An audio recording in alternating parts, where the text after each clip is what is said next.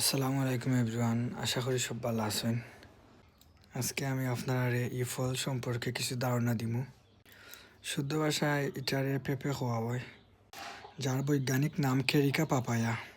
সিলেটি ভাষায় এটারে খই ফল খাওয়া হয়, খই ফল নামে সিলেটিরা চিনেন। এই ফলটা খাসা অবস্থায় আপনারা এটারে সবজি হিসাবে খাইতে পারবা। তাছাড়া এই ফলটা যখন ফাঁকা অবস্থায় আপনারা ফল হিসাবে খাইতে পারবা। এই ফলের অনেক স্বাস্থ্য উপকারিতা আছে। পেঁপেতে থাকা পেপসিন নামক একটি এনজাইম আছে, যা আমরার হজমে সাহায্য করে এবং বিভিন্ন রোগ যেমন অজীর্ণ, কৃমি, আলসার এবং কোষ্ঠকাঠিন্য রোগ নিরাময়ে সহায়তা করে। পেঁপে গাছ প্রায় সারা বছরও ফল দেয়, আর এটা সাধারণত গ্রাম এলাকায় একটু বেশি দেখা যায়। আমরা চকুর দৃষ্টিশক্তি বাড়ায় এবং ত্বক ও চুলের স্বাস্থ্য ভালো রাখে।